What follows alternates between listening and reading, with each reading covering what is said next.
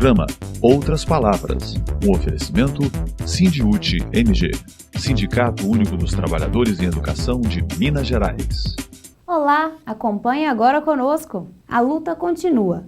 Servidores e servidoras apontam soluções para melhorar atendimento no IPSENG. Perícias médicas. Trabalhadores apresentam proposta ao governo do estado para humanizar atendimento. Sindiúti pede mais valorização ao profissional da educação. De Brasília, as notícias da CNTE. Educação em debate. Perícias médicas. Trabalhadores apresentam proposta ao governo do estado para humanizar atendimento. A pedido do Sindiúti, foi realizado na Assembleia Legislativa uma audiência pública para discutir a situação dos adoecidos da Lei 100 que estão amparados pela Lei Complementar 138. A coordenadora-geral do Sindiúti, Beatriz Cerqueira, destacou logo de início quais eram os principais objetivos desta audiência. Nós estamos vindo com muita expectativa a essa audiência pública. Eu quero, Rogério, agradecer por você ter acolhido a nossa solicitação e apresentado o requerimento para a realização. E agradecer ao deputado João Magalhães o agendamento desta audiência e também a sua presença nesta audiência aqui conosco.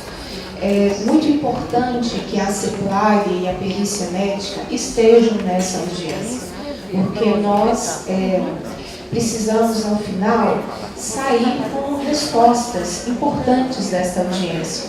O que nós vamos relatar aqui, nós relatamos muitas vezes em muitas reuniões. Mas me parece que os nossos relatos pareciam tanto teóricos. Então, aqui não vai ter a teoria, aqui vai ter a vida das pessoas, com toda a angústia, com todo o sofrimento, com tudo aquilo que o Estado fez com pessoas que dedicaram a sua vida à escola pública. Durante a audiência, alguns relatos emocionaram a todos.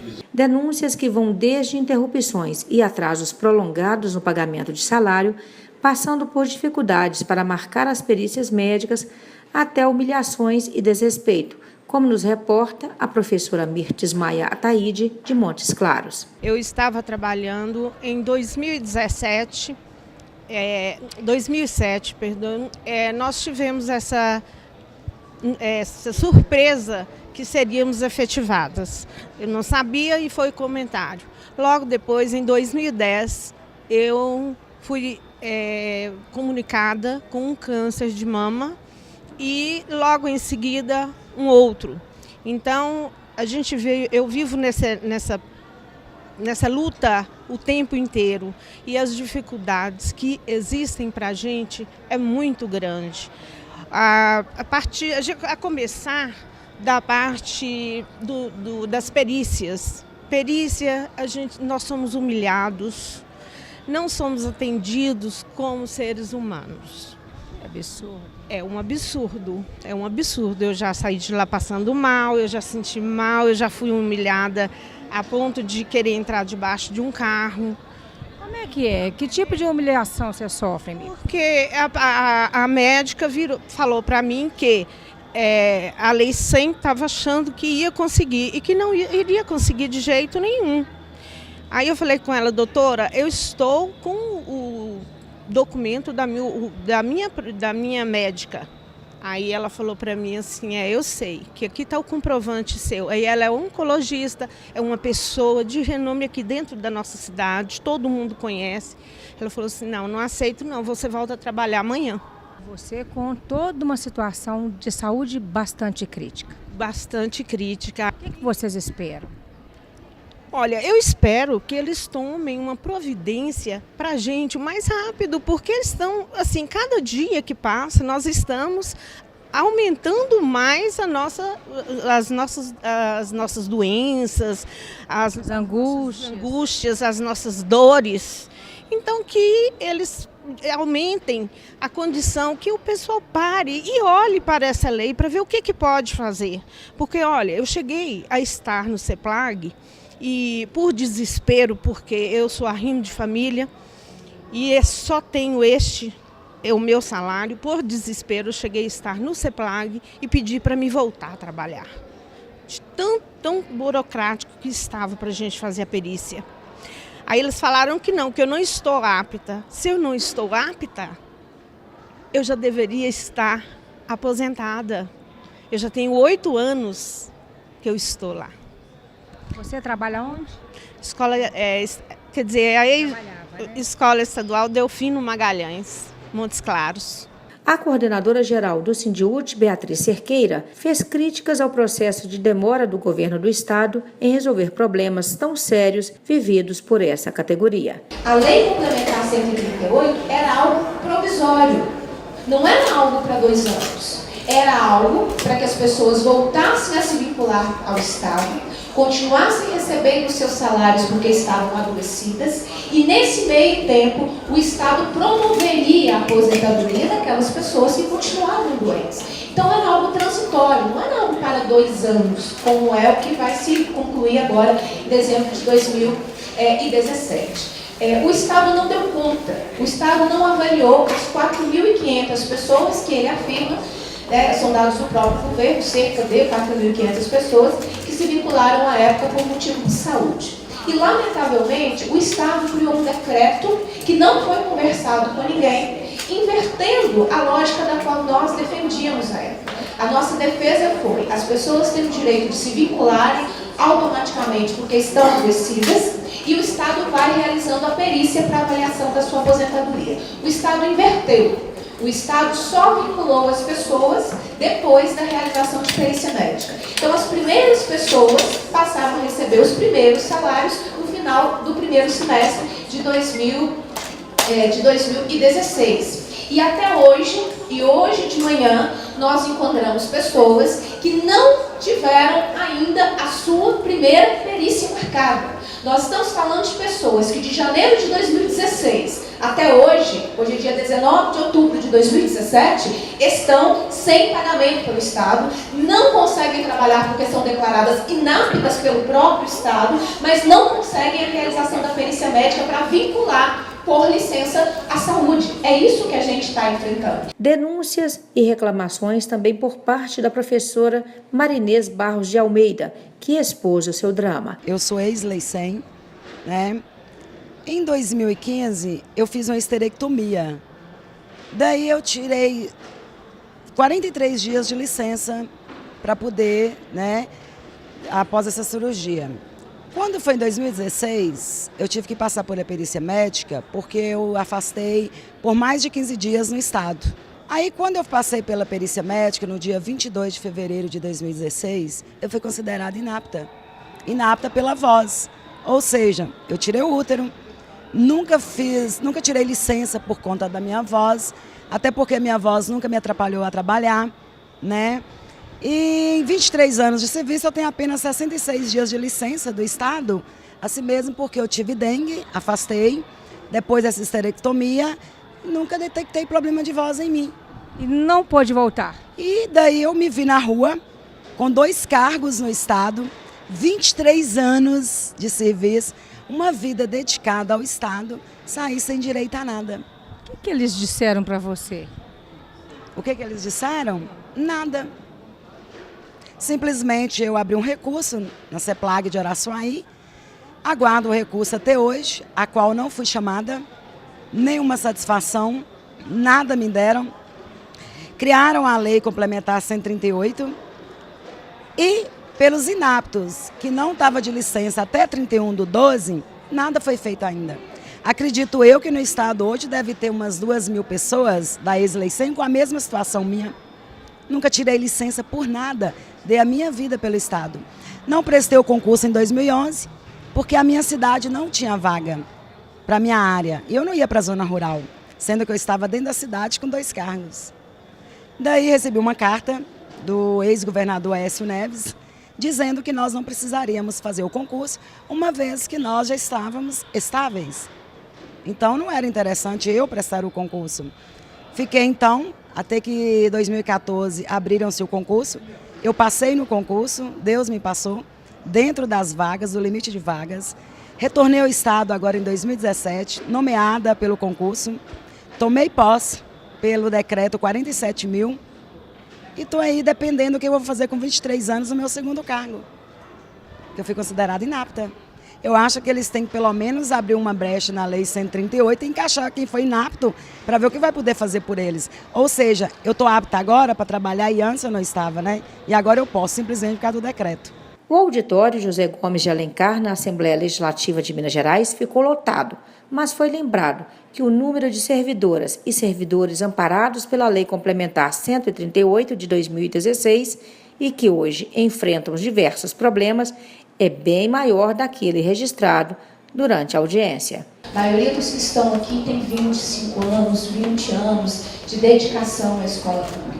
Adoeceram no exercício da profissão dentro de uma escola estadual. E, portanto, o Estado tem responsabilidade com cada uma destas pessoas e a nossa expectativa é sair daqui com mais do que apenas a escuta. A escuta é importante, porque vocês terão a vida concreta das pessoas, mas mais do que a escuta, um comprometimento de que os relatos das humilhações, o relato da falta de salário, o relato do adoecimento, esses relatos tenham respostas e não fiquem só no âmbito da comoção ou da solidariedade. São importantes, mas no caso do Estado, o Estado tem responsabilidades pelas quais ele precisa se comprometer. A auxiliar de serviços da educação básica, Elizabeth da Silva, com sérios problemas nos pés e nas mãos, veio de Pirapora, norte do estado, em busca de uma atenção. A minha situação é crítica, né? A senhora não tem condição de trabalhar? Não, como que tem? O pé está todo esfolado. As mãos, se eu mexer no material de limpeza, ela sangra. Sabe, os dedos, ó, eu não tenho unha. Eu estou aqui com vergonha, por isso que eu calcei esse tênis aqui, que eu não tenho unha mais. Então, o que a senhora quer? Uai, eu gostaria de receber, de ter meus direitos, né?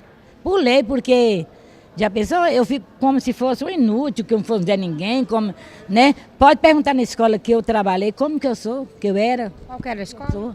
Minha escola é Benedita Conceição Roquete. A morosidade, denúncias de mau atendimento por parte da perícia médica e outros problemas foram repetidos, como já sendo do conhecimento amplo do governo de Minas. Então a dinâmica é que o Estado inverteu, porque tinha que ter um decreto, o decreto gerava uma lista, e sem lista publicada você não tinha o seu salário. Nós encontramos pessoas há 10 meses sem receber o salário, ou que se vincularam de novo ao Estado, e vácuos, períodos, que simplesmente as pessoas não receberam. Então, essa audiência pública, ela foi solicitada pelo sindicato para que nós trouxéssemos isso aqui. Porque nós já levamos essas demandas ao governo do Estado. Nada do que eu estou falando aqui é novidade para o governo do Estado. Pode ser para os colegas que vieram representando o governo, mas para o governo do Estado isso não é novidade. A diretora administrativa da Central de Perícia Médica e Saúde Ocupacional da Secretaria de Estado de Planejamento e Gestão, CEPLAG, Alexia Luciana Ferreira, ouviu todos os relatos e se posicionou. Em diferentes momentos nós estivemos, recebemos o Sindiúti lá na perícia ou junto do secretário Elvésio, e esse esforço está sendo empreendido no âmbito da perícia para evitar essas situações que possam gerar transtorno e que aí dependem da perícia, para que a gente possa ser mais célere com os processos. O assessor de Relações Institucionais da CEPLAG, Carlos Calazans, disse que é preciso um esforço maior para sanar todos os problemas e que o governo do Estado está aberto ao diálogo. Há um reconhecimento grande, e eu quero aqui falar em nome do governo, das dificuldades que temos, e é uma questão muito correta, assim, por parte do governo, e eu, como a voz do governo aqui, quero dizer, nós temos dificuldades sim, não adianta eu não quero aqui estar odiado, nem fugir do problema, nós temos problemas sim. Nós temos nós temos milhares de servidores que precisam de uma atenção especial, porque as pessoas adoecem no trabalho. Muitas vezes o local de trabalho é um local adoecedor, e que os nossos profissionais que lidam com a saúde, que lidam com a segurança no trabalho, devem cada vez mais ser pessoas acolhedoras, atenciosas, para receber esses trabalhadores nos mais diferentes condições, nos mais diferentes locais. E muitas vezes isso não acontece. E não acontece porque são pessoas. E nem todas as pessoas são pessoas que têm a atenção, o acolhimento, o cuidado de tratar com outras pessoas. Muitas vezes, e é um reconhecimento nosso, principalmente por agentes do governo, muitas vezes as pessoas são tratadas com arrogância, com desprezo por parte do agente público. E não deve, não deveria nunca ser assim. Então o que nós temos que fazer é tentar, diuturnamente, lutar permanentemente para que as pessoas, principalmente no período de adoecimento, de fragilidade pessoal, ela tenha um cuidado muito especial e tenha um acolhimento muito maior ainda. A luta continua. Servidores e servidoras apontam soluções para melhorar o atendimento no IPSENG. O Sindiúti reforçou a importância do restabelecimento do vínculo de 160 servidores e que ainda não conseguiram os benefícios previstos pela Lei Complementar 138. Foi feito o vínculo pela Lei Complementar 138, resultado da nossa luta e do nosso trabalho junto à Assembleia Legislativa. E aí nós estamos no final de 2017 e as pessoas não foram todas avaliadas para aposentadoria. Se tivessem sido, esse auditório não estaria tão cheio a ponto de estar cheio aqui e estar cheio do lado de fora. São todas pessoas adoecidas aguardando o seu direito à aposentadoria pela doença que adquiriram, muitas pelo desempenho das suas funções no Estado.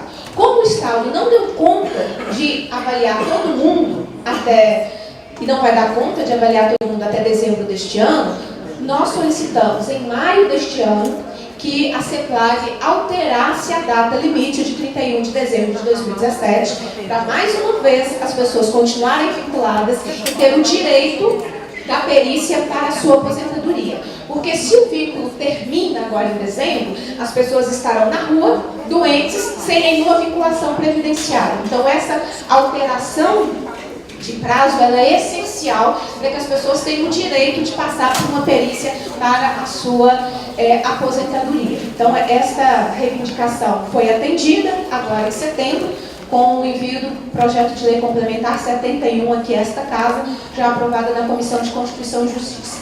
Nós identificamos demora de até um ano, pode até ser mais, mas de um ano nós já identificamos. Do Estado para emissão de certidão de contagem de tempo para entrega ao INSS. Quando o Estado demora a entregar a certidão, ele está, de alguma forma, negando o direito dessa pessoa de buscar no regime geral, se ela está, muitas vezes, vinculada ao regime geral, se ela está designada no Estado, de buscar sua aposentadoria. Então, é uma negativa do direito a aposentar ao não fornecer a certidão de contagem de tempo por parte do Estado. Do IPSENG, a situação é assustadora. Nós encontramos situações de cirurgias que são autorizadas e não são realizadas, falta uma peça, falta alguma coisa, as cirurgias estão autorizadas, ninguém faz cirurgia por prazer, faz pela necessidade do restabelecimento da sua saúde. O relato de que o IPSENG não está pagando as clínicas conveniadas e, portanto, há uma negativa de atendimento, que não é uma coisa isolada, isso é em todo o Estado.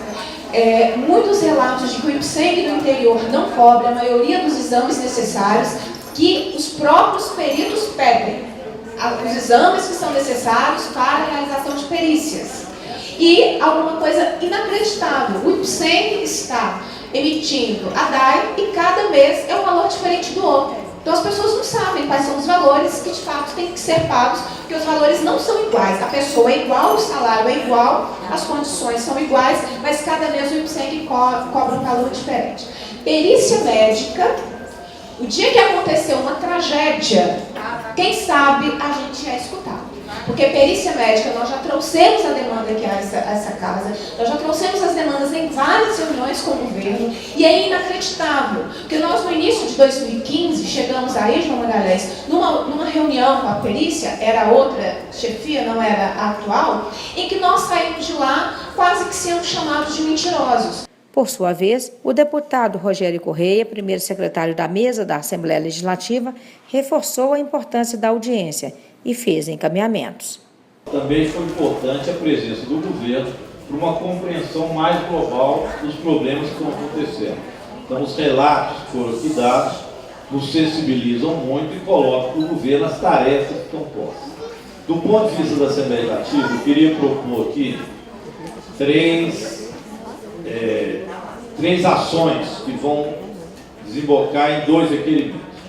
O primeiro requerimento, eu já tinha anunciado, que é o envio das notas taquigráficas de toda a reunião para o secretário de Planejamento, para a coordenação da perícia e para as coordenações das perícias regionais. Eu queria incluir também nesse requerimento, pedir a consultoria, a assessoria, que incluísse nisso uma explicação de que como o professor ou o trabalhador da Lei 100, ele não pode ser ajustado, não pode estar em ajustamento, quando ele está com a doença aguda, ou ele continuará tendo licenças consecutivas, ou será aposentado. É importante essa ressalva, porque os peritos também entendam isso. Porque o perito, às vezes, examina e fala, olha, ele não está inapto para trabalhar, ele está para dar aula. O problema é que, como não pode ter ajustamento, ele está inapto para trabalhar, neste caso específico, que não pode ter ajustamento. Então, esse é um esclarecimento que eu acho importante. Para ao tomar conhecimento, a perícia saber também que tipo de perícia ela está encaminhando. Então, que seja colocado essas notas taquigráficas e seja ressaltado no requerimento essa condição do trabalhador que era da Lei 100 não poder ser ajustado para outra função. Isso para que ele possa dar a perícia sabedor dessa diferença que existe com outro trabalhador que pode ser ajustado para outra função que era o caminho, às vezes, natural. Então, esse é o primeiro. Então, são essas notas taquigráficas, incluir também o secretário de Planejamento, além das regionais. Segundo, Carlos, é para o governo fazer um estudo de interpretação da Lei Complementar 138, que é referente a uma das professoras que aqui colocou, mas são vários casos. A Bia está me lembrando que uma das reuniões que nós tivemos com o secretário de Planejamento, Elvésio, ele estimava que tinha umas 500 pessoas neste caso, que está naquele limbo, que houve a deliberação do STF, anulando a Lei 100, considerando constitucional, até a Lei Complementar 138. E que nesse período eles não entraram na 138, então ficaram aí umas 500 pessoas, segundo a própria CEPLAG. Alguns conseguimos reverter. A interpretação que nós temos é que isso não necessita sequer de alteração da lei. Ele precisa de uma interpretação da lei. Ele poderia estar sendo agora incluído na Lei Complementar 138. Sindiúti pede mais valorização ao profissional da educação. O sindicato apresentou 3 emendas propostas ao projeto de Lei Complementar 71, de autoria do Executivo, e que altera a Lei Complementar 138 de 2016. Beatriz Cerqueira fez, ao final, um balanço da audiência pública. A audiência pública foi solicitada pelo Sindiúti, exatamente porque nós identificávamos vários problemas que precisavam de respostas do governo em relação à situação daquelas pessoas adoecidas da Lei 100 e que foram vinculadas a partir de 2016 por permanecerem doentes. A Lei Complementar 138 foi uma conquista nossa, em mesa de negociação. No entanto, era uma lei para que possibilitasse às pessoas a avaliação para a aposentadoria. 1 ano e meio depois, o Estado não conseguiu avaliar todo mundo, por isso a necessidade da prorrogação do prazo final, que era 31 de dezembro de 2017, para que essas pessoas permaneçam vinculadas ao Estado e tenham direito à avaliação para a sua aposentadoria. Então, o projeto de lei complementar 71, que está em tramitação aqui na Assembleia Legislativa, cumpre essa tarefa, reivindicação do sindicato. Mas o Sindiúti apresentou outras 3 emendas que também dialogam com a realidade das pessoas, no sentido de resolvê-las. Primeiro, a manutenção do salário das pessoas entre uma perícia e outra. Nós nós estamos com experiências que as pessoas ficam 2, 3 meses sem receber salário em função de agendamento de perícia. A outra emenda, a garantia dos reajustes e do 13º, como toda a categoria tem direito, porque as pessoas estão com seus salários congelados, como se estivessem lá em dezembro de 2015 ainda e não tiveram os reajustes que nós conquistamos. E a terceira questão, que aquelas pessoas que se aposentarem pelo INSS permaneçam com direito ao IPSENG. Isso beneficia todas as pessoas designadas que porventura se aposentarem pelo regime geral de previdência. Também reivindicamos que o Estado reveja a sua política de perícia médica, que atinge toda a categoria, muitas reclamações, um atendimento desumano, as relações estabelecidas com a nossa categoria que já está adoecida, é uma relação de muito desrespeito. É preciso mudar a estrutura da perícia médica. Agora nós vamos nos concentrar para que o projeto seja aprovado, as nossas emendas sejam aprovadas e o governo acelere esse processo de avaliação para que as pessoas sejam aposentadas. Escola sem partido é o fim. Veja o que pensam os profissionais da educação sobre as suas principais reivindicações. É a escola do golpe, é a escola sem pensamento, é a escola que veio para criminalizar a profissão docente e que veio para fazer aquilo que eles dizem que nós fazemos, doutrinar os nossos estudantes, porque é a escola que não quer que os estudantes tenham acesso ao conhecimento, que inclusive questiona essas medidas que estão sendo colocadas. Então é a escola da censura, é a escola que serve ao modelo de governo do golpe, uma escola racista, uma escola homofóbica, machista e que não vê a diversidade e que se conforma com toda essa retirada de direitos. As notícias da CNTE de Brasília. Momento CNTE. No auditório do Sindicato dos Professores do Distrito Federal, educadores e educadoras de todo o país se juntaram para alinhar as próximas medidas contra a reforma da Previdência. A proposta, que tramita no Congresso Nacional, quer igualar homens e mulheres, fazer mudanças na idade mínima, na aposentadoria rural e em outros direitos. A proposta, sim, fere direitos que já estão assegurados, é uma mudança de regras do jogo quando o jogo já está jogado, né? E sim, o cerceamento do acesso, principalmente a aposentadoria, pensão por morte e o BPC, o benefício assistencial, ele vai ser profundamente atingido e perversamente atingido, principalmente para os mais pobres. A Confederação Nacional dos Trabalhadores em Educação busca manter o sistema previdenciário que está em vigor.